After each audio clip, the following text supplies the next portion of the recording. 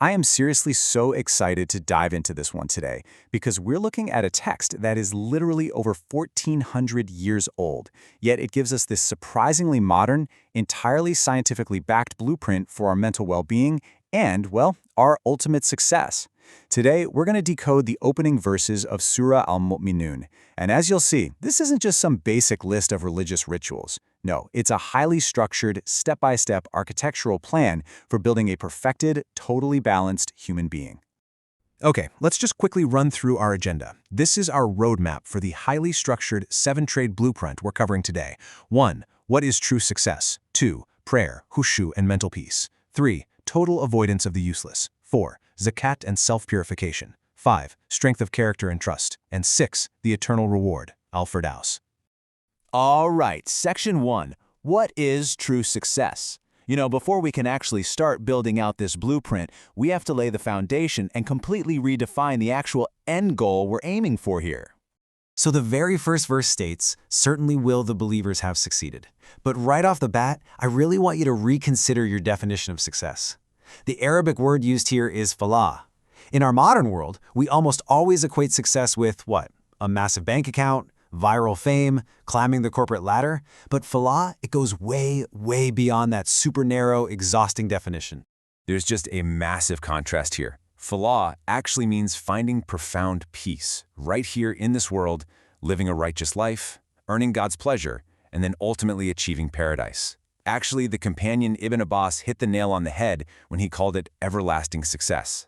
When we redefine our goals to include both worldly peace and eternal paradise, it just instantly relieves that crushing anxiety of modern hustle culture. You're not just grinding for a temporary paycheck anymore. You're working for permanent peace. Moving on to Section 2, prayer, Khushu, and mental peace. So how do we actually achieve this falah? Let's get into the first actual trait of our blueprint, which instantly tackles one of the biggest crises we face today, distraction. Now, what's really interesting about this is the definition of Khushu. The text says successful believers are those who are humbly submissive in their prayer. A lot of people kind of assume this just means physically looking down at the ground or whispering quietly. But Imam Ibn Qayyim has this brilliant definition. He says it's the heart bowing before Allah and adopting humility. It's not just a physical posture, it's this incredibly deep psychological state of profound connection. To really wrap our heads around this, let's break it down into 3 steps. First, the heart actually feels that it is standing in front of Allah. Second, the mind is totally locked in. It's not wandering off to your grocery list or checking out mentally. And third, the body and gaze remain perfectly calm. When you move through these 3 levels, you completely transform prayer from this robotic, mechanical habit into a really intense grounding experience. Like Ali, may Allah be pleased with him, famously noted, Khushu is in the heart, not just the body. I mean, if your body is on the prayer mat but your mind is still at the office, the whole core purpose is missed.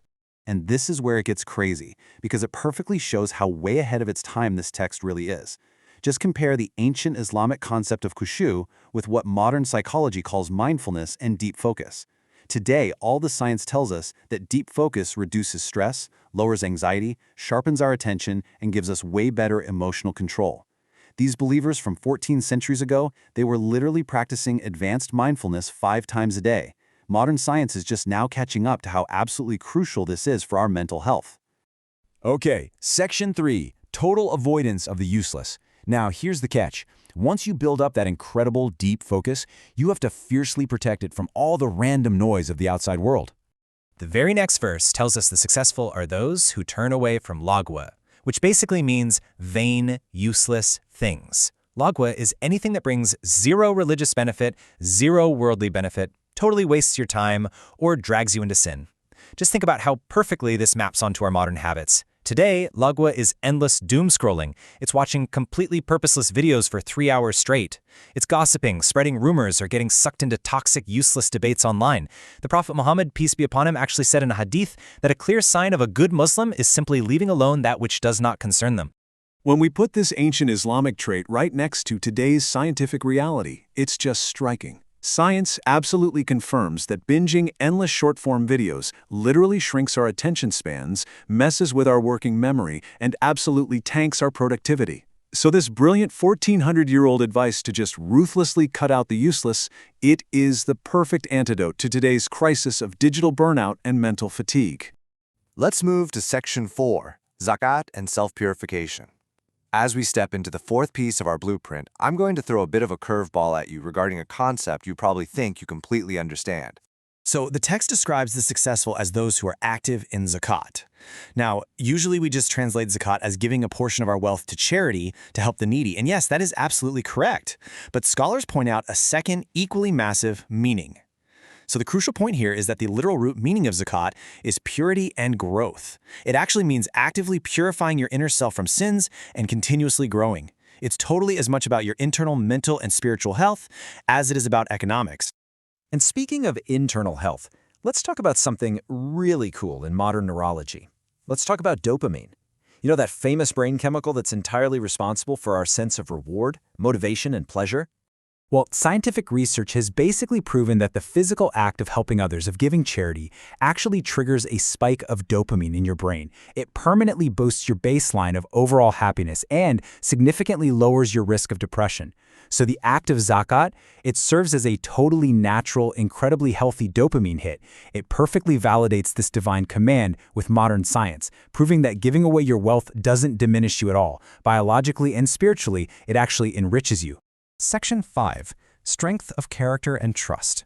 All right, now the blueprint shifts gears a bit. It takes us from these deeply personal habits into the social sphere, showing us exactly how personal purity builds societal stability. The believers are next described as those who guard their private parts, meaning they hold to strict modesty. But you see, Islam doesn't just say, don't engage in illicit relations. It goes upstream and completely shuts the doors that even lead there.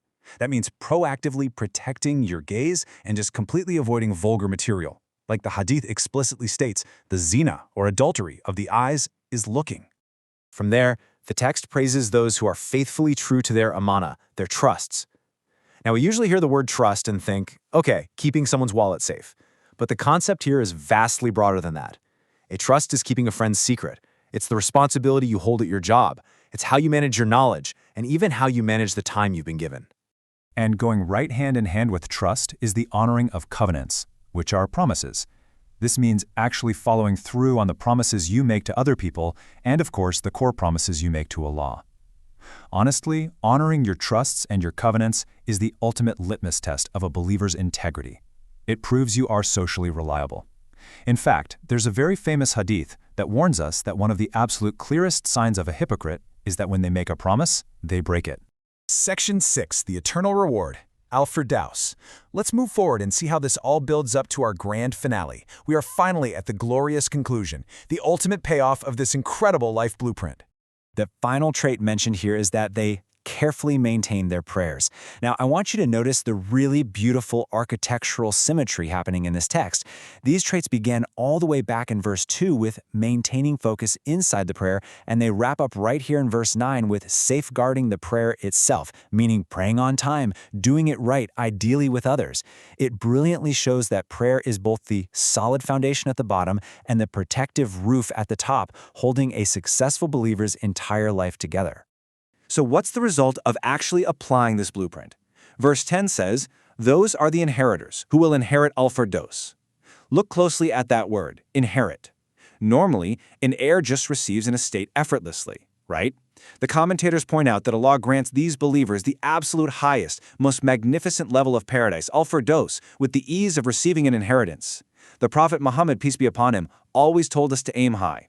He said, when you ask Allah, you ask for Al-Firdaus. The incredible, disciplined effort of building your character today is rewarded with ultimate, totally effortless, eternal ease.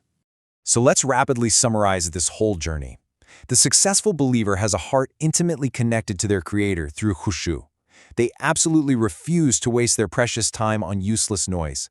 They purify themselves and help others through zakat. They are strictly modest. They are fiercely trustworthy. They never break their promises, and their entire life orbits around their daily prayers. That's it.